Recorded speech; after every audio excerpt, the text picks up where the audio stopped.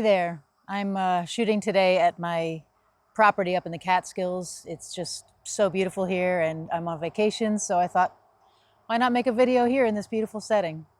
So today I want to talk to you guys about jingles. I'm old enough to remember those really catchy and somewhat annoying jingles from the 70s and 80s. You probably remember some of these. Check them out. This goes for you for being on the job and working hard all day. Yum yum bumblebee, bumblebee tuna. I love bumblebee tuna. I'm a pepper, he's a pepper, she's a pepper, we're a pepper. Wouldn't you like to be a pepper too? I'm a pepper, he's a pepper, she's a pepper. If you drink Dr. Pepper, you're a pepper too. In the early days, songwriters were basically inside advertising agencies, and they would write little jingles and pitch ideas just simply with a piano and a guitar or something. And once the song was approved, then they would pay money to produce the song, go into a studio, hire musicians, and full up produce it for air. That's why the commercials from those days, they sound like a band played it, lots of live instruments, and they were produced like records. So after that was the development of music houses. And music houses are basically a collection of composers, producers, and people that are just in charge of making music for commercials. And that is what I worked for. I worked for a music house called Bigfoot Music in New York City.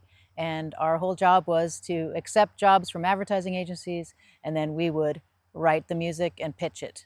And I can talk about that on another video of how that whole business works, because it's pretty interesting. Anyway, as I was working at a music house, I started to realize there was a change in what people were looking for, what advertisers were looking for. Gone were the days, very quickly, of writing these sort of happy-go-lucky, cheesy, catchy songs that were so popular in the 70s and 80s. We started seeing a trend towards cooler music or edgier music, and agencies were wanting to find other options for selling products rather than just hiring original music composers. Let me show you a couple examples of what advertisers were starting to enjoy versus what music houses were producing.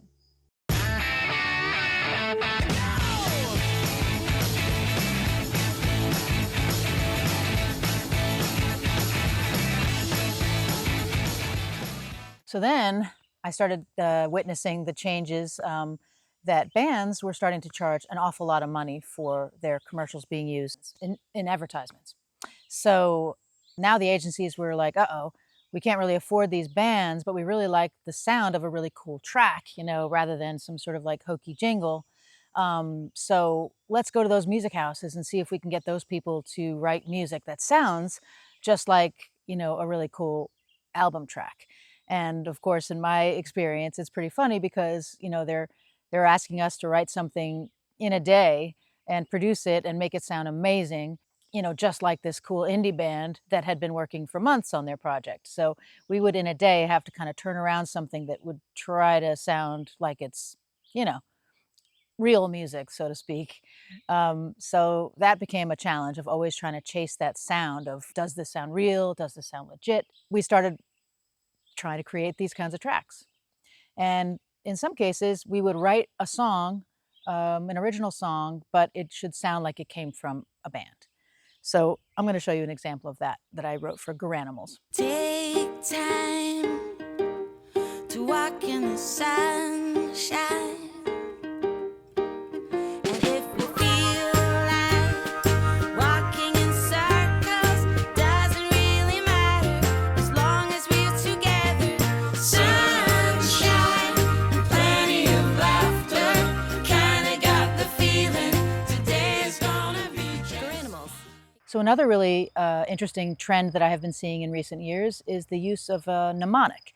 And a mnemonic is just a short snippet of sound or a couple of notes or 3 notes, 4 notes that either sung or played with a piano or a bell or some other instrument, whatever it is, to just get you to recognize that you are listening to a McDonald's commercial now and that is their theme sound. I guess they actually call them sonic identities, and that is a very effective way we hope that people can remember a brand from that little ditty at the end, like pizza pizza, for Little Caesars Pizza, or Yahoo for obviously Yahoo.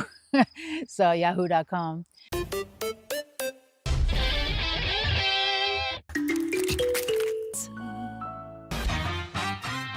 So these kinds of things are becoming very popular. It's just another tool in the toolbox for advertisers to sell their brands with the use of sound or music. So I've been involved in these for many, many years. One of my more notable mnemonics that I have done is for Schwab, Charles Schwab, and it's just a collection of notes that go bum bum dum dum, and it was on the piano originally, but I've orchestrated it in different ways for different commercials. But that's one that I did, and I get called to do these often. Just being asked to, hey, can you come up with a little mnemonic for the end of my commercial that's human, organic, and natural sounding, or something that sounds confident and trustworthy, or something that sounds fun and irreverent. So we get all sorts of briefs on mnemonics, but it's a very common use of music for advertising in these recent years. So anyway, if you are liking this kind of content, please like and subscribe, and I will definitely be posting more videos in the near future. Thank you very much for joining me. Bye.